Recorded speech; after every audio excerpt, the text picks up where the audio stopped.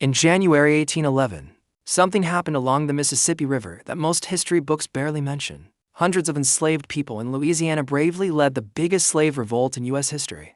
This was the German Coast Uprising. Life on Louisiana's sugar plantations was some of the harshest anywhere in the American South.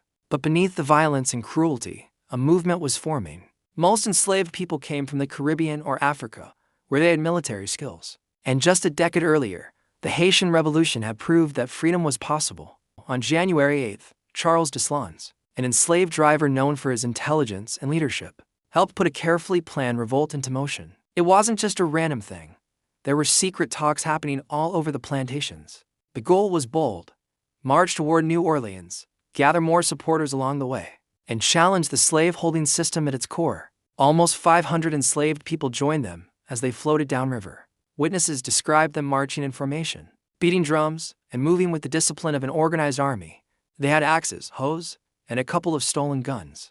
But what they really had was a strong sense of unity and purpose. Their march sent shockwaves through the region. Plantation owners and local militias panicked at the sight of so many people rising together. The thought that enslaved people could pull off a military-style plan totally shattered what slaveholders believed about their own strength. Militias eventually confronted the rebels, and the uprising was violently suppressed. Many of the participants were executed, and their heads were displayed along the river road as a warning.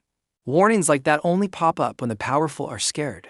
The German Coast Uprising was later pushed out of mainstream history on purpose. Early American officials and plantation owners minimized it to maintain the myth that enslaved people were passive or too afraid to resist. But this revolt tells a different truth. Here, hundreds stood together, risking everything for liberation.